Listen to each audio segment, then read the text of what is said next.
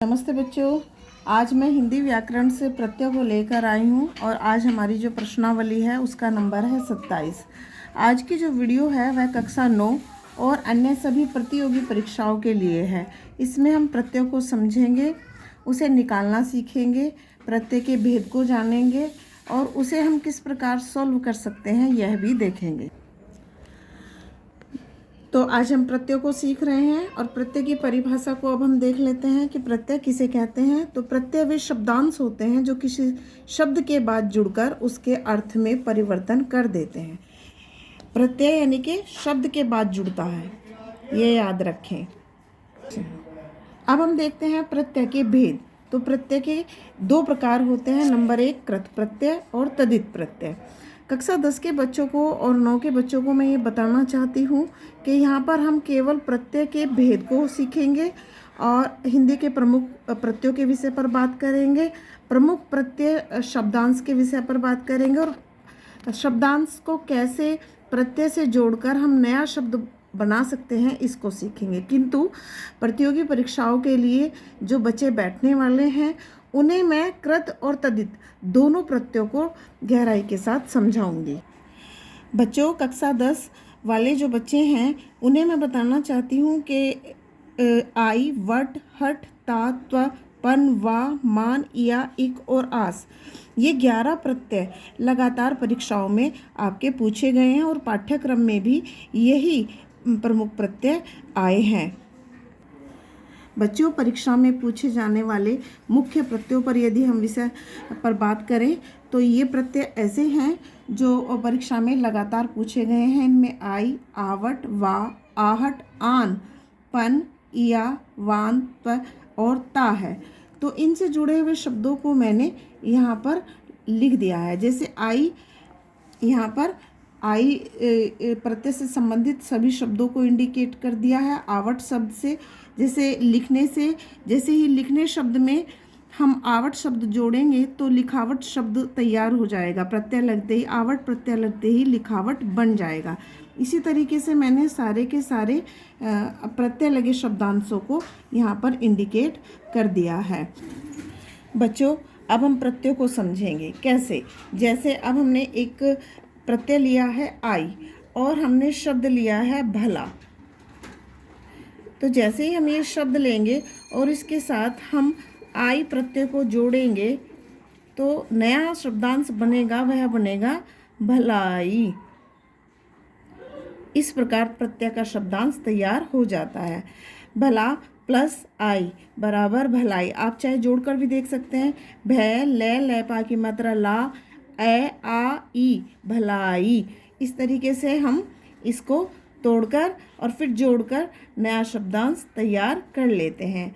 अगला जो है हमारा वट है।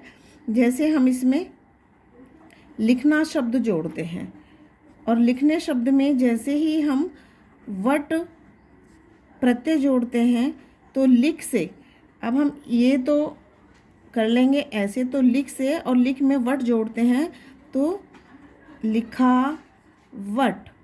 इस तरीके से नया शब्दांश पूर्ण हो जाता है। अब हम तो कोई यहाँ पर लिखेंगे तो जैसे हम एक शब्द लेंगे कवि और प्लस त्व तो बन जाएगा कवित्व। त्व प्रत्यय जुड़ते ही नया शब्द तैयार हो गया कवित्व। ऐसे ही प्रभुत्व, महत्व, ये शब्द तैयार होते हैं। अगला जो हमारा प्रत्यय है वह है ता। तो हम इसके लिए लेंगे, जैसे महान शब्द ले लिया प्लस ता। जैसे ही प्रत्यय ता प्रत्यय जुड़ेगा नया शब्दांश बनकर तैयार हो जाएगा महानता, मधुरता इत्यादि शब्द इसी तरीके से ता प्रत्यय लगकर तैयार होते हैं। अगला प्रत्यय ले रहे हैं पन। तो जैसे हम बालक शब्द ले रहे हैं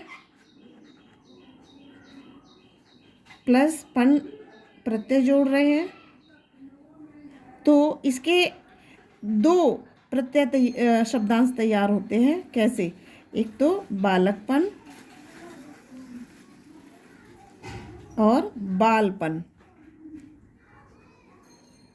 जैसे पागलपन, है ना। इस तरीके से हम नए शब्दांशों को तैयार कर सकते हैं। अगला प्रत्यय है वा। जैसे दिख प्लस वा तो दिखावा, ये नया शब्दांश प्रत्यय का बनकर तैयार हो जाएगा। हमने प्रत्यय को समझ लिया। तो अब तक की जितनी वीडियो थी, यह वीडियो कक्षा 9 और 10 के बच्चों के लिए थी।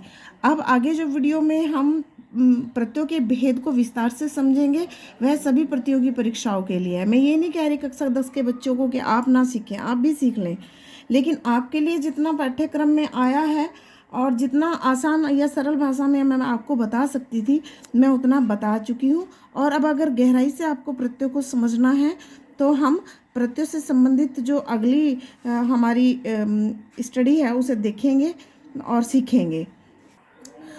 बच्चों, प्रत्यय से संबंधित परीक्षाओं में पूछे जाने वाले जो प्रश्न हैं उन्हें मैंने एक तरीके से लिखा है कि प्रत्यय के कितने भेद होते हैं, कृत प्रत्यय के योग से बने शब्द क्या कहलाते हैं। क्वेश्चन नंबर 3, तदित प्रत्यय के योग से बने शब्द क्या कहलाते हैं, प्रत्यय शब्द कहाँ जुड़ते हैं, कृत प्रत्यय के कितने भेद हैं, तदित प्रत्यय के कितने भेद हैं। और सबसे महत्वपूर्ण तथ्य ये है कि हमारे जो प्रत्यय हैं उन्हें 2 प्रकार से देकर प्रश्न पत्रों में प्रत्यय के रूप को पूछा जाता है। या तो प्रत्यय देकर सही शब्दांश को चुनने को कहा जाता है, या शब्दांश देकर शब्द में लगे प्रत्यय को चुनने को कहा जाता है। अभी जो हमारी वीडियो आगे बढ़ेगी, इन्हीं प्रश्नों को ध्यान में रखते हुए हम आगे बढ़ेंगे।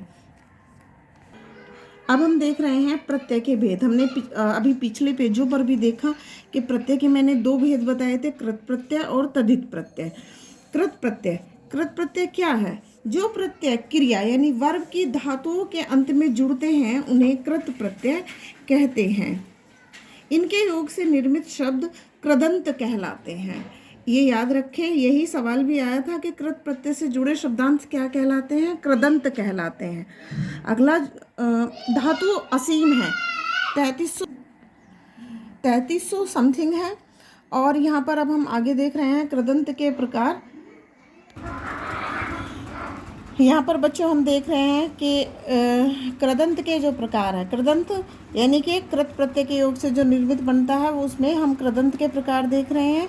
तो 5 प्रकार होते हैं: कृतवाचक, कर्मवाचक, करणवाचक, भाववाचक और क्रियावाचक। यानी कि जो हमारे कारक है ये प्रत्यय उनसे संबंधित होता है। यहाँ कर्ता से संबंधित प्रत्यय बनता है। इसी प्रकार हम सारे कारकों को यहाँ पर देख रहे हैं प्रत्यय पर। तदित प्रत्यय किसे कहते हैं, कैसे बनता है? तो संज्ञा, सर्वनाम तथा विशेषण के अंत में लगाए जाने वाले प्रत्यय तदित प्रत्यय कहलाते हैं। संज्ञा, सर्वनाम तथा विशेषण, इनके योग से निर्मित शब्द तदितांत कहलाते हैं।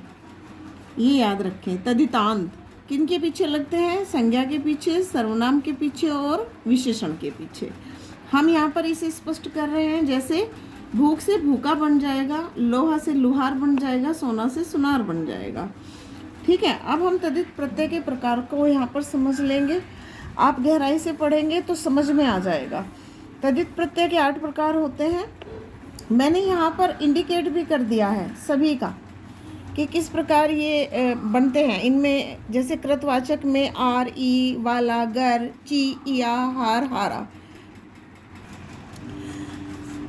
तो यहाँ पर जैसे ही हम सोना से सुनार, लोहा से लोहार, ये कृतवाचक कर्ता से संबंधित होता है। यहाँ भाव से संबंधित होता है, बुराई, चतुराई, तो इसके भी मैंने इंडिकेट कर दिए हैं। फिर संबंधवाचक जैसे चचेरा, ममेरा, फुपेरा।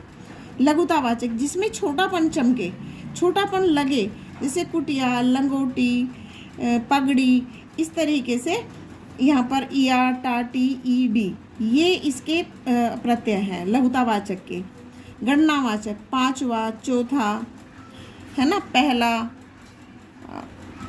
अब ये सादृश्यवाचक यानी कि उसके जैसा, समानता हो जिसमें, जैसे काला सा, पीला सा, लाल सा, जब सा लग जाए तो वहाँ पर सादृश्यवाचक तदित प्रत्यय बनता है।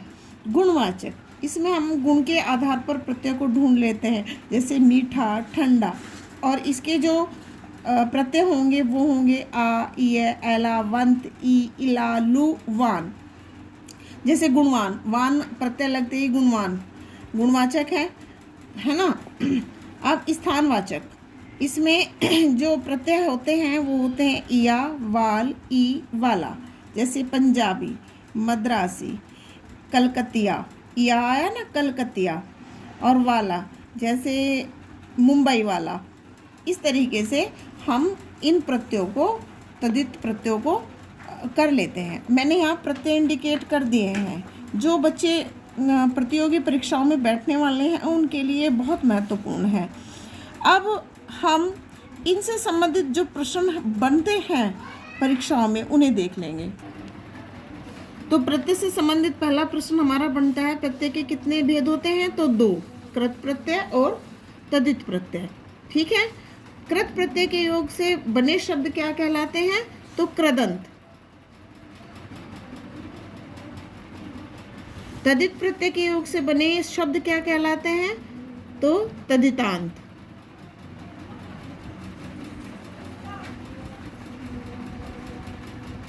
सॉरी,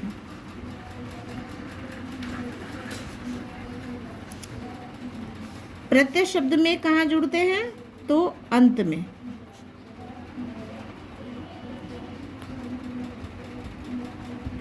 कृत प्रत्यय के कितने भेद होते हैं? 5 भेद होते हैं। तद्धित प्रत्यय के कितने भेद हैं? तो 8 भेद हैं। मैंने अभी समझाए हैं आपको 8 भेद। और प्रत्यय देकर सही शब्दांश चुनने को कह दिया जाएगा कि आई से संबंधित प्रत्यय को बनाएं। जैसे या शब्दांश देकर कविता में शब्द देकर पूछ लिया जाएगा कि कविता शब्द में इनमें से कौन सा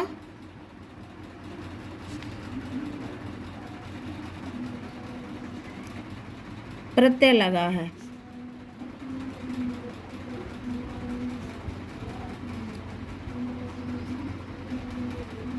अगर हमें पता है तो विकल्प हम देख लेंगे ए, बी, सी और डी। तो इसमें हम लगा सकते हैं विकल्प में, जैसे वा,